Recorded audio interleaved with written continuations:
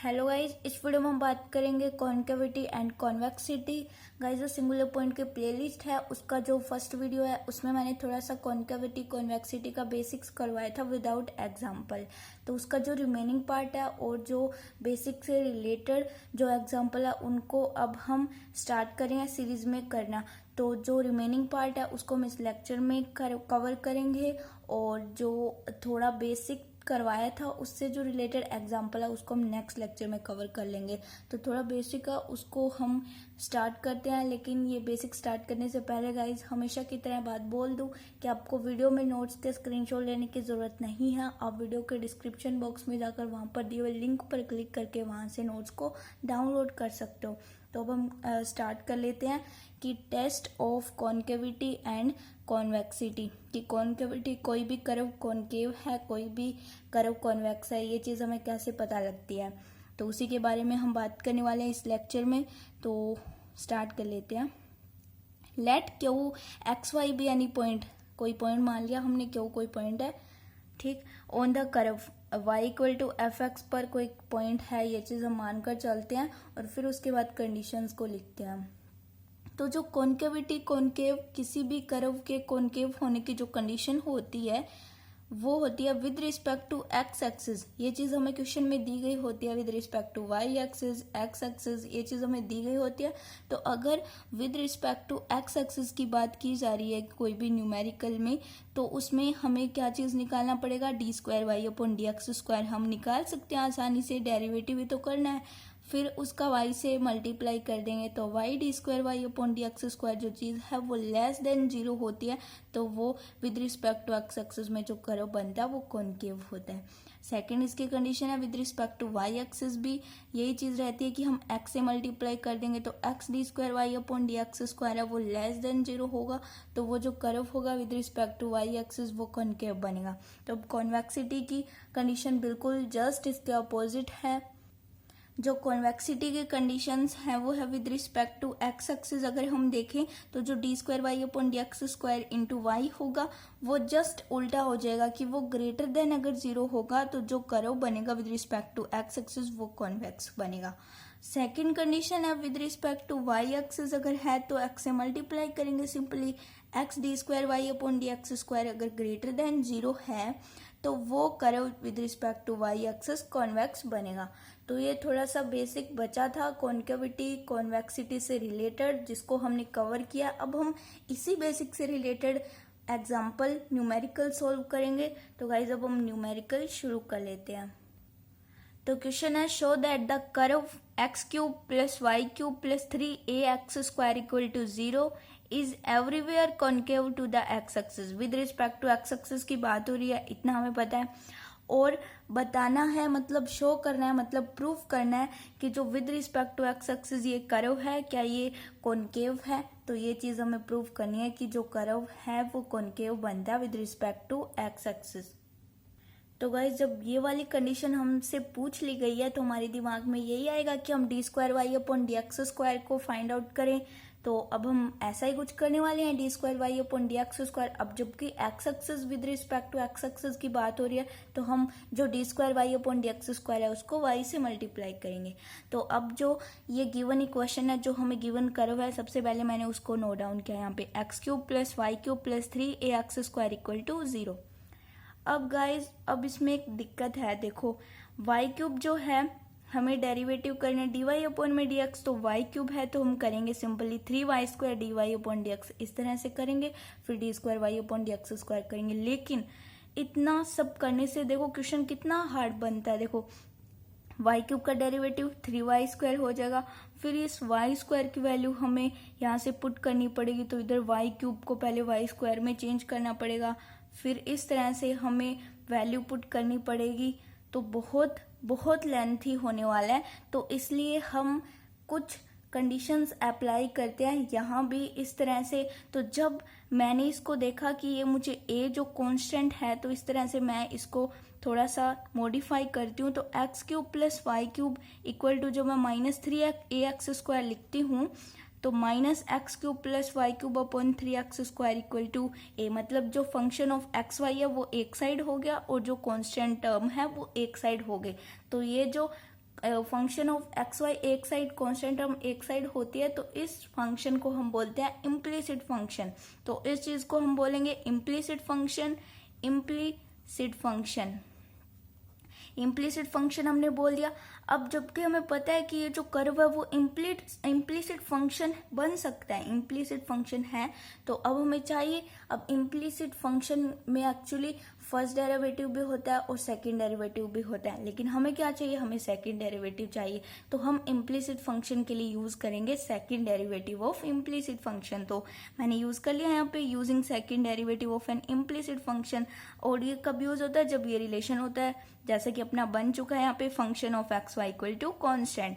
तो ये मेरा फंक्शन ऑफ एक्स वाई है, function of X Y equal to minus x cube plus Y cube upon में 3x²। Implicit function मतलब D square Y upon D X square का एक formula होता है, उस फॉर्मूले में जितनी भी टर्म्स है उनको हमें फाइंड आउट करना और उस फॉर्मूले में पुट करना है, तो वही हमारा second derivative of implicit function बनता है। तो ऐसा कुछ करते चलना है हमने। तो अब हम फॉर्मूला देख लेते हैं कि क्या होता है।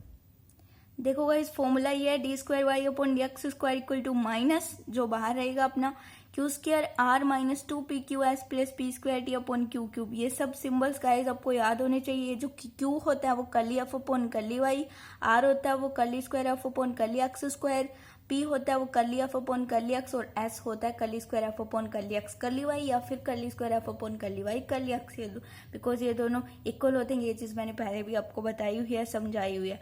तो इसको मैंने क्वेश्चन नंबर 1 मान लिया, क्योंकि आगे हमें जरूरत पड़ेगी, हमें इस इक्वेशन में पुट करनी है जो वैल्यूज है। क्या निकालना है हमें, क्यू निकालना है, आर निकालना है, पी निकालना है, एस निकालना है। तो ये 4-5 टर्म्स निकालनी है और इस इक्वेशन नंबर 1 में पुट करनी है। तो फंक्शन ऑफ एक्स वाई मैंने यहाँ पे फिर से लिखा -1/3, जो मेरे पीछे था -1/3 X cube plus Y cube upon x square. थोड़ा सा इजी बनाने के लिए मैं क्या करती हूँ, मैंने इनको अलग अलग डिवाइड कर दिया। तो -1/3 X cube plus X square plus Y cube upon x square. समझ रहे हो, मैंने अलग अलग डिवाइड किया इसको। अब function of X Y equal to -1/3, फिर ये कैंसिल हुआ कि मेरे पास क्या आएगा, फाइनली जो इक्वेशन नंबर 2 बनेगी, जो फंक्शन ऑफ एक्स वाई होगा वो ये है -1/3 X plus Y cube upon x square, जिसको मैं नेम देती हूँ इक्वेशन नंबर 2। अब जो मेन टास्क है वो ये है कि हमें क्यू पी आर एस इन सब की वैल्यूज फाइंड आउट करनी है, तो बहुत ही इजीली हो जाएगी ये। तो अब हम पी की वैल्यू फाइंड आउट करते हैं। सबसे पहले partially derivative of equation second with respect to X जब हम करते हैं तो उससे पी की वैल्यू निकलेगी, मतलब curly F upon curly x. अब जब हम पार्शियली डेरिवेटिव करते हैं तो मतलब एज ए जो दो वेरिएबल हैं एक्स और वाई, तो विद रिस्पेक्ट टू एक्स कर रहे हैं तो Y as a constant behave करेगा, तो वाई की टर्म्स जितनी भी है वो कॉन्स्टेंट, मतलब उनका डेरिवेटिव 0। तो curly F upon curly x क्या रहेगा, -1/3 एज ए कॉन्स्टेंट है तो बाहर ही रहेगा। एक्स का हो जाएगा 1 प्लस वाई क्यूब कॉन्स्टेंट है, और एक्स स्क्वायर मतलब एक्स की पावर -2, तो -2 का हो जाएगा -2 एक्स की पावर -3, तो -2 अपॉन एक्स क्यूब हो गया। तो p equal to -1/3 1 - 2 Y cube X cube, और p को थोड़ा सा सोल्व और किया तो ये जो वैल्यू है वो p की निकली। अब हमें पार्शियली डेरिवेट करना है इक्वेशन सेकंड का विद रिस्पेक्ट टू y, तो y करना है तो x जो है एज ए कॉन्स्टेंट बिहेव करेगा तो उसका डेरिवेटिव तो 0 होना है। तो curly F upon curly Y equal to -1/3 पहले से कॉन्स्टेंट बाहर है, तो x का हो जाएगा 0 प्लस 1 अपॉन एक्स स्क्वायर वैसे ही रहेगा, और वाई क्यूब का हो जाएगा 3y²। तो q इक्वल टू वैल्यू हमारे पास मिलती है -y² अपॉन एक्स स्क्वायर। तो r जो होता है वो होता है curly square F upon curly X square. तो इसी का डेरिवेटिव करना है, इस चीज का हम डेरिवेटिव करेंगे गाइस, क्योंकि इससे थोड़ा सा हार्ड हो जाएगा, तो हमने जस्ट ऊपर वाली टर्म को ले लिया। तो -1/3 तो बाहर है, अब 1 का हो जाएगा 0, -2y³ भी कॉन्स्टेंट है, तो ये एक्स क्यूब है, ये होगा x की पावर -3, और इसका डेरिवेटिव करेंगे -3x की पावर -4, -3x की पावर -4 मतलब -3 अपॉन x की पावर 4। तो -1/3 इसको सोल्व किया तो r की वैल्यू भी हमें मिल गई -2y³ अपॉन x की पावर 4। फिर उसके बाद t निकालेंगे हम, मतलब curly F upon curly Y जो क्यू है उसका अगेन डेरिवेटिव करेंगे। तो किया मैंने -2y अपॉन एक्स स्क्वायर आ गया, -2y अपॉन एक्स स्क्वायर। फिर curly square F upon curly x curly y minus y square को constant, curly F upon curly y का with respect to x partially derivate हम करने वाले हैं। तो minus y square as a constant behave करेगा और एक्स स्क्वायर मैं पहले भी करके आई हूँ तो -2 अपॉन एक्स क्यूब। तो curly square F upon curly x curly y 2y square upon x cube. तो इन q p q r s t की वैल्यू हमारे पास आ गई है। तो अब हम देखते हैं आगे वैल्यू पुट करते हैं। तो ये जो एस के इक्वल होता है curly square F upon curly x curly Y. तो गाइज अब हमें इक्वेशन नंबर 1 में वैल्यूज पुट करनी है। तो मैंने इक्वेशन नंबर 1 को लिख लिया यहाँ पर। अब इसमें मैंने वैल्यू पुट की, क्योंकि मैंने पुट की -y square upon x square का होल स्क्वायर, फिर r की पुट कर दी, फिर 2 वैसे ही p की पुट कर दी, q की पुट कर दी, s की पुट कर दी, p स्क्वायर की पुट कर दी, मतलब p का स्क्वायर हो गया, और t की पुट कर दी। तो इन सब की वैल्यू पुट किया है और अपॉन में जो -y⁻6 अपॉन x⁻6 और इस बार माइनस से माइनस कैंसिल हो जाएगा। तो d2y अपॉन dx स्क्वायर जो बचेगा वो ये ऊपर जाएगी, ये वाली टर्म तो ऊपर जाएगी, तो x⁻6 अपॉन y⁻6 हो जाएगी। तो -2। अब इस चीज़ को मैं सोल्व करी हूँ इधर उधर से मल्टीप्लाई कर आके। तो देखो कैसे, -2y⁻7 अपॉन x⁻8 इतने को सोल्व किया, इतने को सोल्व करने पर ये बना मेरे पास। और फिर इन सब में से, इन तीनों टर्म में से मैंने क्या कॉमन लिया, कॉमन मैंने कुछ नहीं लिया, जो बाहर है उसी को मल्टीप्लाई किया, 2y square upon 3x5 2y cube minus x cube. तो ये सब कर लिया मैंने, तो इतना हुआ हमारा। फिर हम जो ये इतनी बड़ी टर्म दिख रही है तो ओब्वियसली कुछ तो कॉमन आएगा। तो एग्जैक्टली मुझे मिला कि कुछ कॉमन आ रहा है, तो मैंने उस चीज़ को कॉमन लिया। देखो अपन कॉमन देखते हैं अब क्या चीज़ आ रही है। तो d2y upon dx square 2 common आ रहा है एक, तो पूरे में से x⁻6 वैसे ही रहेगा, और एक y कॉमन आ रहा है इस चीज़ में से, अपॉन में y⁻6 वैसे ही रहेगा, और नीचे से x⁻8 कॉमन आ रही है। तो जो कॉमन आ रहा है उसको लिखा और जो बचा उसको अंदर मैंने लिख दिया। फिर d2y upon dx square 2 upon में y⁵ एक्स स्क्वायर हो गया, ये कट आके, और -y⁻6 प्लस 1/3। अब इनमें से जो कॉमन आ रहा है वो है प्लस के 1/3, 2y cube minus x cube common आ रहा है, तो जो बचा वो लिखा मैंने 2y cube minus 2y cube minus x cube upon 3। फिर ये जो है -y⁻6 प्लस, फिर इसको एलसीएम ले लिया, 2 3 6y cube minus 2y cube plus x cube, फिर 4y cube plus x cube upon 3। अब मैं फिर से एलसीएम लूंगी, तो 3 3 9 माइनस के 9y⁻6 प्लस में जो ये मल्टीप्लाई करेंगे हम, तो इसको सॉल्व करेंगे जितना भी ये ब्रैकेट के अंदर बचा है हमारे पास। वैसे ही हमने किया, d2y अपॉन dx स्क्वायर किया, मैंने एलसीएम ले लिया, फिर मैं इसको मल्टीप्लाई कर देती हूँ आपस में, तो मैंने मल्टीप्लाई भी कर दिया। फिर -y⁻6, अब माइनस के 9y⁻6 प्लस 8y⁻6 है, तो मेरे पास आया माइनस के y⁻6 1y⁻6 -2x cube y cube minus x⁻6। अब यहाँ से माइनस कॉमन आ रहा है तो मैंने माइनस भी कॉमन ले लिया। फिर x⁻6 plus y⁻6 plus 2x cube y cube.